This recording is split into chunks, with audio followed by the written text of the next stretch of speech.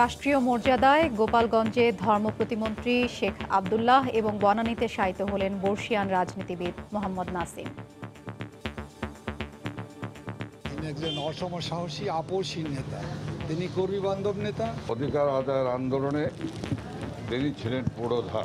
শেখ আব্দুল্লাহ সাহেবের মৃত্যুতে জাতি একজন মহান মুক্তিযুদ্ধের কৃতি সন্তান হারালো। জাতীয় সংসদে শোক প্রস্তাব। দেখছিলেন প্রধান শিরোনাম। সন্ধ্যার সময় সঙ্গে আছি আমি হাফসাতুন্নেসা। এবার অন্যান্য শীর্ষ সংবাদ। করোনায় দেশে আরও ৩২ জনের মৃত্যু, বেড়ে দাঁড়ালো ১১৭১। নতুন শনাক্ত ৩১৪১ জন। বেশি আক্রান্ত এলাকা লকডাউনের প্রজ্ঞাপন আসছে শিগগিরই। করোনা পরীক্ষায় বাড়ছে জট, জমে আছে ২১,০০০ নমুনা। ফল পেতে দেরি হওয়ায় ভোগান্তি, উপজেলা পর্যায়ে ল্যাব সুবিধার তাগিদ। মেডিকেল অক্সিজেনের নামে চট্টগ্রামে বিক্রি হচ্ছে মারাত্মক ক্ষতিকর ইন্ডাস্ট্রিয়াল অক্সিজেন। শারীরিক নানা জটিলতার সঙ্গে দুর্ঘটনার শঙ্কা, জড়িত ৪ প্রতিষ্ঠান। করোনা আতঙ্কের মধ্যে এবারও রাজধানীতে বসছে ২৫টি কোরবানির পশুর হাট। জনস্বাস্থ্য নিয়ে শঙ্কিত নগরবাসী, শহরের বাইরে হাট বসানোর আহ্বান।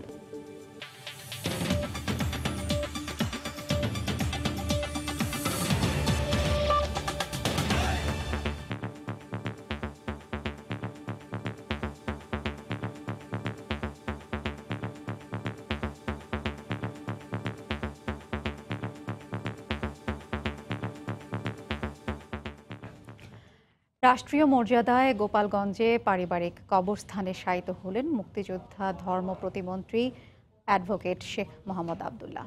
করোনা পজিটিভ হওয়ায় স্বাস্থ্যবিধি নিশ্চিত করেই জানাজায় অংশ নেন স্থানীয় রাজনৈতিক নেতা ও সাধারণ মানুষ। এদিকে তার মৃত্যুতে শোকের ছায়া নেমেছে স্বজন, সহকর্মী ও রাজনৈতিক অঙ্গনে। যে গোপালগঞ্জে তার জন্ম, বেড়ে ওঠা, রাজনৈতিক ব্যক্তি, সেখানেই কফিনবন্দি ফিরে এলেন সবার প্রিয় নেতা। ধর্ম প্রতিমন্ত্রী শেখ মোহাম্মদ আব্দুল্লাহর মরদেহ গোপালগঞ্জ কেকানিয়া গ্রামে পৌঁছালে দেয়া হয় রাষ্ট্রীয় সম্মান, গার্ড অফ অনার। রাষ্ট্রীয় সম্মাননা জানানোর পরপরই তার কফিনে শ্রদ্ধা নিবেদন করে স্থানীয় আওয়ামী লীগ সহ সর্বস্তরের জনতা। দীর্ঘদিনের সহযোদ্ধাকে এক নজর দেখতে আসেন রাজনৈতিক কর্মীরা। বিপদে আপদে সর্বাবস্থায় ওনাকে ডাক দিলে প্রায় উনি সেটাকে সাড়া দিয়ে গ্রামে চলে আসতেন। নীতি এবং আদর্শের প্রশ্নে কারোর সাথে আপোষ কখনো করেন নাই। বাদ আসর কেকানিয়া মাদ্রাসা মাঠে অনুষ্ঠিত হয় নামাজে জানাজা। করোনা পরিস্থিতিতে স্বাস্থ্যবিধি মেনে অংশ নেন কয়েকশো মানুষ। তারা ধর্ম প্রতিমন্ত্রীর আত্মার মাগফিরাত কামনায় মহান আল্লাহর দরবারে দোয়া ও মোনাজাত করেন। এরপর দাফন করা হয় পারিবারিক কবরস্থানে। দীর্ঘদিন জেলা আওয়ামী লীগের সাধারণ সম্পাদক ও কেন্দ্রীয় আওয়ামী লীগের ধর্ম বিষয়ক সম্পাদকের দায়িত্ব পালন করা শেখ মোহাম্মদ আব্দুল্লাহর মৃত্যুতে শোকের ছায়া নেমে এসেছে স্বজন, সহকর্মী ও রাজনৈতিক অঙ্গনে। শেখ আব্দুল্লাহ ধর্ম প্রতিমন্ত্রীর দায়িত্ব পান ২০০৯ সালের জানুয়ারি মাসে। এরপর ঢেলে সাজান নিজ দপ্তর, কমিয়ে আনেন পুরো হজ ব্যবস্থাপনার নানা জটিলতা। নিবেদিত, নিঃশর্ত এবং একনিষ্ঠ বঙ্গবন্ধুর আদর্শের কর্মী, মাননীয় প্রধানমন্ত্রীর একজন অনুগত ভক্তকে আমরা হারাইছি। গোপালগঞ্জ জেলা আওয়ামী লীগকে দীর্ঘদিন নেতৃত্বে সুসংগঠিত করে রাখছে।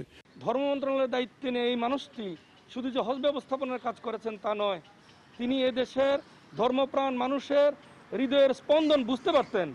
তিনি এদেশের সমগ্র আলেম ওলামাদের সাথে ওনার একটা গভীর আত্মার সম্পর্ক ছিল। গতকাল শনিবার হঠাৎ অসুস্থতা দেখা দিলে শেখ মোহাম্মদ আব্দুল্লাহকে নিয়ে যাওয়া হয় রাজধানীর সম্মিলিত সামরিক হাসপাতালে। সেখানে রাত 12:15টার দিকে মারা যান তিনি। রোববার অ্যাম্বুলেন্স যোগে গোপালগঞ্জ নেওয়া হয় ধর্ম প্রতিমন্ত্রী অ্যাডভোকেট শেখ মোহাম্মদ আব্দুল্লাহর মরদেহ।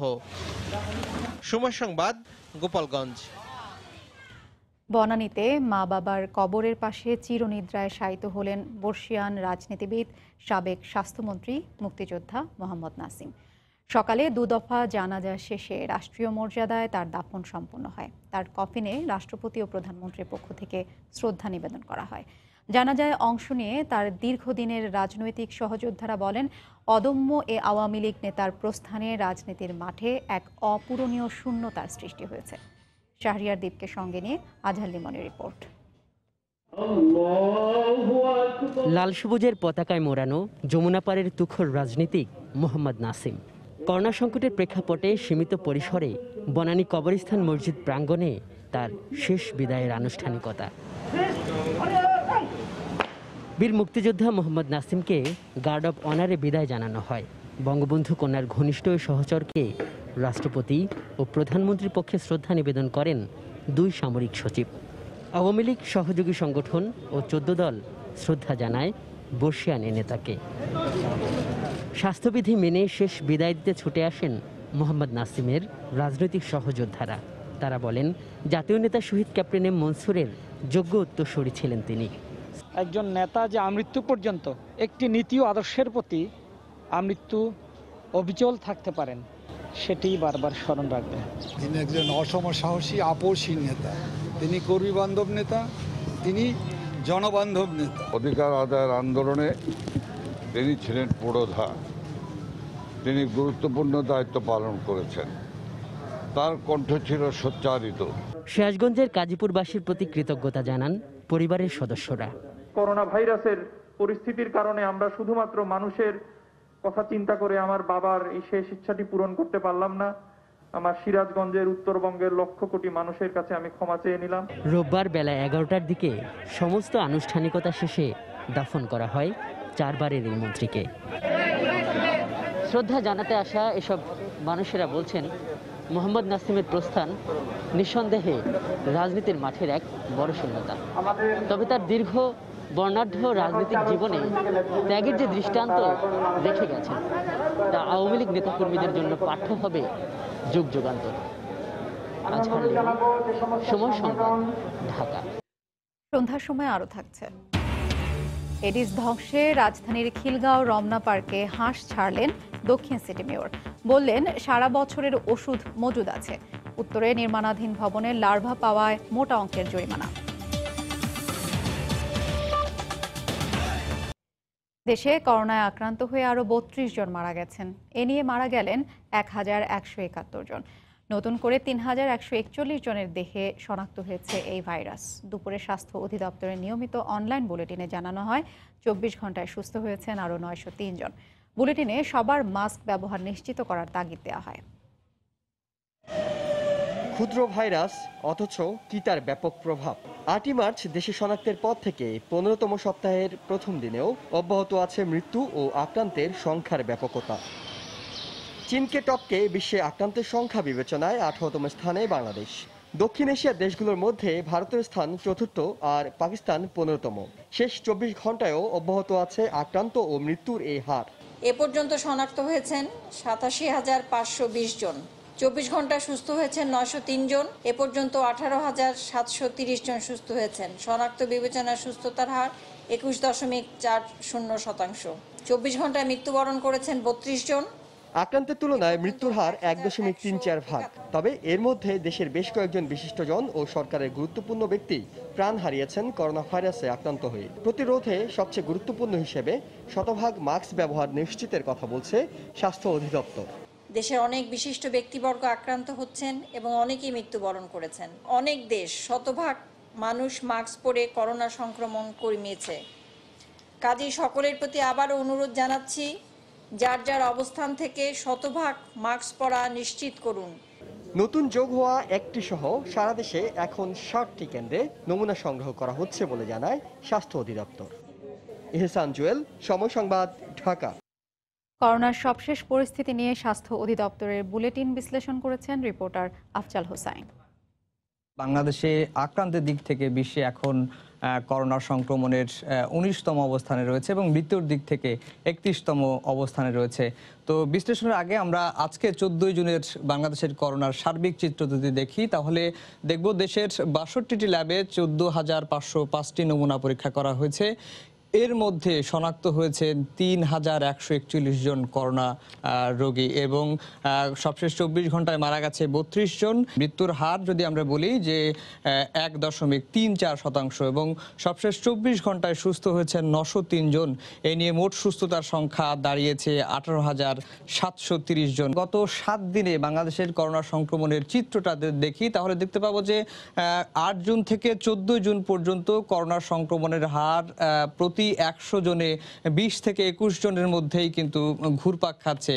সবশেষ ১২ জুন সবচেয়ে বেশি করোনা আক্রান্তের রোগীর সংখ্যা পাওয়া গেছিল ৩,৪৭১ জন। ১৪ জুন এই সংক্রমণের হারটি কিন্তু বেড়ে দাঁড়িয়েছে ২১.৬৫%। বাংলাদেশে সর্বপ্রথম ৮ই মার্চ করোনা রোগী শনাক্ত হয়েছিল ৩ জন। এরপর এখন বাংলাদেশে করোনা আক্রান্তের রোগীর সংখ্যা দাঁড়িয়েছে ৮৭,৫২০ জন। বাংলাদেশে প্রথম করোনা রোগী মৃতের সংবাদ দিয়েছিল আইইডিসিআর ১৮ মার্চ ১ জন। এরপরে এর 1 মাস ১৮ এপ্রিলে আমরা দেখেছি মৃত্যুর সংখ্যা ৮৪ জন এবং ১৮ মে এই সংখ্যাটা দাঁড়িয়েছিল ৩৪৯ জন। আজকে ১৪ জুনে এর সংখ্যাটা বেড়ে ১,১৭১ জনে দাঁড়িয়েছে। কোভিড সংক্রমণের উৎস দেশ চীন, যেখানে ২ মাসে করোনা সংক্রমণের হারটা নিম্নমুখী হয়েছিল, বাংলাদেশে ৪ মাসেও সেই হারটি কিন্তু আমরা ঊর্ধ্বমুখী দেখছি। নিজে সচেতন হতে হবে, পরিবার পরিজনকে সচেতন করতে হবে, তাহলেই কিন্তু করোনা থেকে আমাদের মুক্তি মিলবে। এই ছিল আজকের বিশ্লেষণে। কোভিড পরীক্ষায় ধীর গতির কারণে জমে আছে ২১,০০০-এর বেশি নমুনা, আর সে কারণে পরীক্ষার ফল পেতেও লেগে যাচ্ছে লম্বা সময়। স্বাস্থ্য অধিদপ্তর বলছে পরীক্ষার সক্ষমতা বাড়লেও নমুনা সংগ্রহ অনুপাতে তা পর্যাপ্ত নয়। দক্ষ টেকনিশিয়ান নিয়োগ, উপজেলা পর্যায়ের ল্যাব সুবিধা ও সমন্বয় বাড়ানোর পরামর্শ বিশেষজ্ঞদের। সাইদুর রহমানের ছবিতে ফারুক ভূঁইয়া রবিনের রিপোর্ট। কোভিড-১৯ শনাক্তে নমুনা পরীক্ষার লাইন দীর্ঘ হয়ে চলেছে। নমুনা দিতেই সময় লেগে যাচ্ছে কয়েকদিন। রিপোর্ট পেতেও বাড়ছে প্রতীক্ষার প্রহর। তিন দিন ঘোরার পর এরপর সিরিয়াল দিতে পারছে। স্যাম্পল দিতেও একটা ভোগান্তি, এমনকি রিপোর্ট পাইতেও একটা ভোগান্তি। গত ১ মাসের পরিসংখ্যানে দেখা যায় সংগ্রহের তুলনায় পরীক্ষা কম হওয়ায় পড়ে আছে ২১,০০০-এর বেশি নমুনা। দিন গড়ানোর সঙ্গে বাড়ছে জমে থাকা নমুনার সংখ্যা। সবচেয়ে বেশি জট বাড়ে গত ১৫ দিনে। এ সময় নমুনা সংগ্রহের তুলনায় পরীক্ষা কম হয়েছে ৭.৫৮%, যা আগের ১৫ দিনে ছিল ৩.৫৭%। কোনো ক্ষেত্রে দেখা যায় যে প্রথম ব্যাচটার যেহেতু একটু ত্রুটি দেখা দিয়েছে, সেই জন্য ওইটাই আবার দ্বিতীয়বার চালাতে হচ্ছে। আমরা যদি সরকারি বেসরকারি পর্যায়ে যদি অনুমতি দেই যে তারা মেশিন কিনতে পারবে, তাহলে তারাও টেস্ট করতে পারবে, অন্তত নিজের রোগীদের করতে পারবে। আর আমরা আরও কিছু নতুন টেস্ট পরীক্ষা নিরীক্ষার ব্যবস্থা হচ্ছে। বিশেষজ্ঞরা বলছেন স্বাস্থ্য খাতে দীর্ঘদিনের অবহেলার বিষয়টি চোখে আঙ্গুল দিয়ে দেখিয়ে দিচ্ছে করোনা মহামারী। উপজেলা হসপিটালে একটা করে ল্যাবরেটরি থাকতে হবে এবং সমন্বয় করতে হবে। এর মধ্যে কিছু যন্ত্রপাতিও কিনতে হবে, তারপরে এই জিনিসটা ওভারকাম করা যাবে। দেশে একদিনে গত ৯ জন সর্বোচ্চ নমুনা সংগ্রহ হয়েছে ১৭,২০৯ জনের, আর সবচেয়ে বেশি পরীক্ষা হয়েছে ১২ জন ১৫,৯৯০ জনের। দেশে কোভিড-১৯ শনাক্তে নমুনা পরীক্ষার পরিসর বেড়েছে বটে, তবে বৃদ্ধির হার কতটা পর্যাপ্ত তা নিয়ে রয়েছে প্রশ্ন। অন্যদিকে নমুনা পরীক্ষার ফল পেতেও লেগে যাচ্ছে কয়েকদিন, যার ফলে জটিলতা তৈরি হচ্ছে চিকিৎসা সেবা পাওয়ার ক্ষেত্রেও। ফারুক ভূঁইয়া, রবিন, সময় সংবাদ, ঢাকা। চট্টগ্রামে শিল্প কারখানায় লোহা কাটা সহ ভারী কাজে ব্যবহৃত ইন্ডাস্ট্রিয়াল অক্সিজেনকে মেডিকেল অক্সিজেন হিসেবে বাজারজাত করা হচ্ছে বলে চাঞ্চল্যকর তথ্য পাওয়া গেছে। এই কাজের সঙ্গে জড়িত 4টি প্রতিষ্ঠানকে চিহ্নিত করেছে ভ্রাম্যমাণ আদালত। শাখাউত টিপুর ক্যামেরায় বিস্তারিত জানাচ্ছেন কমল দে। করোনা ভাইরাস আক্রান্ত রোগীদের শ্বাসকষ্ট নিবারণে সবচেয়ে বেশি প্রয়োজন অক্সিজেনের। মূলত রক্তে অক্সিজেনের মাত্রা বজায় রাখতে কৃত্রিম অক্সিজেন সরবরাহ করা হয়, আর এই অক্সিজেন হয় একেবারে মানবদেহের উপযোগী। এতে অন্য কোনো উপকরণের সংমিশ্রণ ভয়াবহ বিপর্যয় ডেকে আনবে। চাহিদা অনুযায়ী সিলিন্ডার পাওয়া যাচ্ছে না, আর এর ফলে শুরু হয়েছে অক্সিজেন সিলিন্ডার নিয়ে নানা কারসাজি। অভিযোগ উঠেছে ইন্ডাস্ট্রিয়াল অক্সিজেন সিলিন্ডারকে রূপ দেওয়া হচ্ছে মেডিকেল সিলিন্ডারে। ভ্রাম্যমাণ আদালত বাড়তি দামের বিরুদ্ধে অভিযান চালাতে গিয়ে প্রমাণ পায় মানবদেহের জন্য ক্ষতিকর ইন্ডাস্ট্রিয়াল অক্সিজেনকে মেডিকেল অক্সিজেনে রূপ দেওয়ার অপচেষ্টার। ইন্ডাস্ট্রিয়াল গ্রেডের যে অক্সিজেন যারা তৈরি করে মেডিকেল গ্রেডে কনভার্সন বা মিক্সিং, সেখানে সেই ব্যাপারটি ঘটেছে।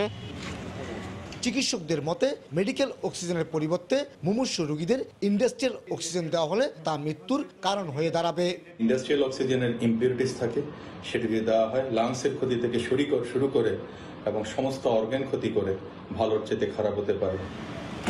ইন্ডাস্ট্রিয়াল অক্সিজেন সিলিন্ডারের কারণে বাসাবাড়িতে বিস্ফোরণের মতো দুর্ঘটনার সংখ্যা সিভিল সার্জনের। ভেজাল সিলিন্ডারে এটা বিস্ফোরণ হতে পারে। এই ধরনের অক্সিজেন যাতে বাজারে না আসতে পারে সে ব্যাপারে সবাই সজাগ থাকতে হবে। যাদের বিরুদ্ধে অভিযোগ তাদের অনেকেই ব্যবসা প্রতিষ্ঠান বন্ধ করে চলে গেছেন, তবে যারা এখনো ব্যবসা করছেন তারা অভিযোগ অস্বীকার করছেন। আমরা এখানে ইন্ডাস্ট্রিয়াল গ্যাসের মূলত ব্যবসা, আর আমরা লিন্ডের ডিলার হিসেবে লিন্ডের অক্সিজেনগুলো আমরা বিক্রি করি, সাধারণত যা রিফিল বিক্রি করি। অক্সিজেন সরবরাহকারী প্রতিষ্ঠান লিন্ডের তথ্য অনুযায়ী বর্তমানে নগরীতে ছোট সাইজের 350 এবং বড় সাইজের 300 মেডিকেল অক্সিজেন সিলিন্ডার সরবরাহ করা হচ্ছে। কমল দে, সময় সংবাদ, চট্টগ্রাম। এডিস মশা নিধনে সারা বছরের ওষুধ মজুদ আছে বলে জানিয়েছেন ঢাকা দক্ষিণ সিটি কর্পোরেশনের মেয়র শেখ ফজলে নূর তাপস। সকালে রাজধানীর খিলগাঁও ও রমনা পার্ক লেকে হাঁস অবমুক্ত করে বছরব্যাপী মশা নিধন কার্যক্রমের সূচনা করেন। এদিকে মশা নিধনে ঢাকা উত্তরে নির্মাণাধীন ভবনে এডিসের লার্ভা পাওয়ায় 1,10,000 টাকা জরিমানা করা হয় কয়েকজন বাড়ির মালিককে। বর্ষা মৌসুম শুরু হতে না হতেই এডিস মশা নিয়ে দুশ্চিন্তায় নগর ঢাকার মানুষ। মাঝে মাঝেই থেমে থেমে বৃষ্টি আতঙ্ক আরও বাড়িয়ে দিচ্ছে। এমন অবস্থায় বছরব্যাপী সমন্বিত মশক ব্যবস্থাপনার আওতায় রাজধানীর খিলগাঁও ও রমনা লেকে জলাশয় পরিষ্কার ও হাঁস অবমুক্ত করেন দক্ষিণ সিটি কর্পোরেশনের মেয়র শেখ ফজলে নূর তাপস। এ সময় তিনি বলেন, মশা নিধনে পুরো বছরের ওষুধ মজুত করা হয়েছে, প্রয়োজনে আরও ওষুধ আমদানি করার কথাও জানান দক্ষিণ সিটির মেয়র। সবাই যদি নিষ্ঠার সাথে কাজ করে আমরা ইনশাআল্লাহ মশক নিধন করতে সফল হব এবং পর্যাপ্ত যন্ত্র রয়েছে, নতুন যন্ত্র আনা হয়েছে। অন্যদিকে উত্তর সিটি কর্পোরেশনের বিশেষ অভিযানে রাজধানীর খিলগাঁওয়ে নির্মাণাধীন ভবনে এডিসের লার্ভা পাওয়ায় কয়েকজন বাড়ি মালিককে জরিমানা করা হয়। লার্ভার যে উপস্থিতি এটি তার ব্যক্তিগত প্রেমিসেসে পাওয়া গেছে। আর সচেতনতার বিষয়টি আমরা মিডিয়ার মাধ্যমে, ইলেকট্রনিক, প্রিন্ট প্রত্যেকটি মিডিয়ার মাধ্যমে, গণবিজ্ঞপ্তি জারির মাধ্যমে আমরা সচেতন করছি। তারপরেও যারা সচেতন হচ্ছেন না তাদেরকে আসলে আমাদেরকে শাস্তির আওতায় আনা ছাড়া আর কোনো বিকল্প নেই। লোক দেখানো অভিযান শুধু নয়, মশা নিধনে আরও আন্তরিক হবার কথা বলছেন এলাকাবাসী। আজকেই দেখলাম লোকজনের সমাগম, মাইকিং করতেছে মশক নিধনের জন্য বা এই সচেতনের জন্য, এর আগে দেখিনি। আমাদেরকে আর কেউ কখনো সতর্ক করা হয় না, আমরা খুব সাবধানে থাকি। মশা নিধনে উত্তর সিটি কর্পোরেশন প্রতি মাসের 10 দিন বিশেষ অভিযান পরিচালনার ঘোষণা দিয়েছে। তরিকুল ইসলাম সৌরভ, সময় সংবাদ, ঢাকা। করোনা আতঙ্কের মধ্যেই রাজধানীর 2 সিটি কর্পোরেশনে এবার 25টি স্থানে বসবে কোরবানির পশুর হাট। এ অবস্থায় বাণিজ্যের চেয়ে জনস্বাস্থ্য ও জনস্বার্থ বিবেচনার তাগিদ নগরবাসী ও পরিবেশবিদদের। অন্যান্য বারের মতো শহরের মধ্যে না রেখে বাইরে হাট বসানোর আহ্বান তাদের। প্রতি বছর এই বিভিন্ন শর্ত জুড়ে দিয়ে রাজধানীর ভেতরে অস্থায়ী পশুর হাট বসে। নির্ধারিত স্থানে হাটের গণ্ডি সীমাবদ্ধ না থাকা, পরিচ্ছন্নতায় উদাসীনতা, নির্দিষ্ট সময়ে অবকাঠামো না সরানো সহ নানা অনিয়ম তৈরি হয়। সাধারণ নিয়মের পাশাপাশি গত বছর ডেঙ্গু জ্বরের আতঙ্কের কারণে বেঁধে দেয়া বিধিনিষেধও উপেক্ষিত ছিল বেশিরভাগ হাটে। বিগত সময়ের এই অভিজ্ঞতার কথা উল্লেখ করে নগরবাসী ও পরিবেশবিদরা বলছেন, কয়েক বছর যাবৎ শহরের বাইরে পশুর হাট বসানোর দাবি উপেক্ষিত থাকলেও এবার করোনা সংক্রমণের বিষয়টি গুরুত্বের সঙ্গে বিবেচনা করতে হবে। খালি জায়গাগুলোতে যদি ডিস্টেন্স মেনটেন করে পশুগুলাকে সাজানো হয় এবং মানুষ স্বাস্থ্যবিধি নিজেরা উদ্বুদ্ধ হয়ে মানা অনেক ভালো হবে। শহর অভ্যন্তরের সড়ক, মাঠ, খোলা জায়গা অবশ্যই জনস্বাস্থ্যের এই ক্রান্তিকালে যে কোনো ধরনের এ ধরনের ব্যবহার থেকে পরিত্যাজ্য ঘোষণা করা উচিত। তবে বাজারের সংখ্যা কমানো কিংবা জায়গা পরিবর্তনের বিষয়টি আমলে নেয়নি কোনো কর্তৃপক্ষই। এবার খেলার মাঠ কিছুটা ছাড় পেলেও রাস্তা ও লোকালয় রয়েছে প্রস্তাবিত হাটগুলোতে। ঢাকা উত্তরে গত বছর 9টি থাকলেও এবার আরেকটি অস্থায়ী হাট বাড়ছে। গাবতলীর স্থায়ী হাটটি সহ এবার 10টি জায়গায় ইজারার প্রস্তুতি চলছে। দক্ষিণ সিটি কর্পোরেশনে গত বছরের মতো এবারও 14টি পশুর হাট ইজারা দেওয়া হবে। এখনো তো ওই সময়টা সামনে আসে নাই, আমাদের প্রিপারেশন আছে। এরিয়া বড় করে জায়গা নিয়ে যত স্বাস্থ্যবিধি মেনেই গরুর হাট হবে। প্রত্যেক বাজারের জন্য পৃথক পৃথক টিম থাকবে। আমরা সমন্বিতভাবে সেটা বাস্তবায়ন করব যাতে সর্বোচ্চ পর্যায়ে সেই সরকারের স্বাস্থ্যবিধি মানা সম্ভব হয়। কুরবানির সময় মফস্বল থেকে ঢাকায় মানুষের ব্যাপক সমাগম থাকায় এবার তাদের খাদ্য, অবস্থান ও প্রয়োজনীয় চিকিৎসা সহ পরিস্থিতি বিবেচনায় সিদ্ধান্ত পরিবর্তন হবে বলে আশ্বাস 2 সিটি কর্পোরেশনের। মিজানুর রহমান কবির, সময় সংবাদ, ঢাকা।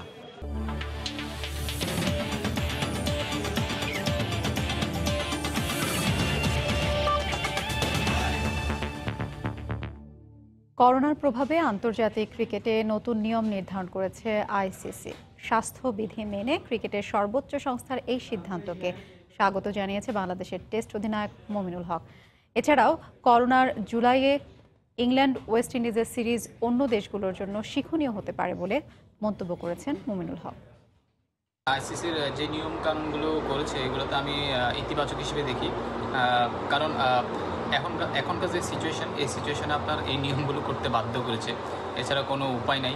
আমার কাছে মনে হয় ইংল্যান্ড আর ওয়েস্ট ইন্ডিজ সিরিজটা একটা ভালো একটা আদর্শ জায়গা হতে পারে আফটার করোনা, কারণ ওইখানে আপনি বুঝতে পারবেন, ওইখানে আপনি দেখে বুঝতে পারবেন যে কীভাবে ওরা স্বাস্থ্যবিধি মেনে খেলছে, কীভাবে নিজেদের প্রোটেক্ট করছে, কীভাবে নিজেকে সেফ রাখছে। তো ওই হিসেবে চিন্তা আমার কাছে মনে হয় যেটা করোনার পরে ক্রিকেটটা নতুন করে শুরু করার একটা ভালো পজিটিভ দিক, যেটা সবাই ওয়ার্ল্ড ক্রিকেট ফলো করতে পারবে। এ পর্যায়ে শীর্ষ সংবাদ জানিয়ে দিচ্ছি আরেকবার।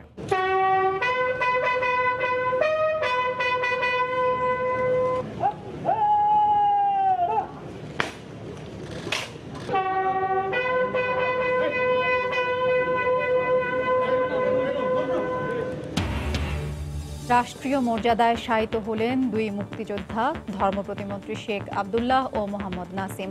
পরিবারের কাছে যেতে না পারায় প্রধানমন্ত্রীর আক্ষেপ। করোনায় দেশে আরও ৩২ জনের মৃত্যু, বেড়ে দাঁড়ালো ১১৭১। নতুন শনাক্ত ৩১৪১ জন। ঢাকার ৪৫ ও চট্টগ্রামের ১১টি এলাকা রেড জোন।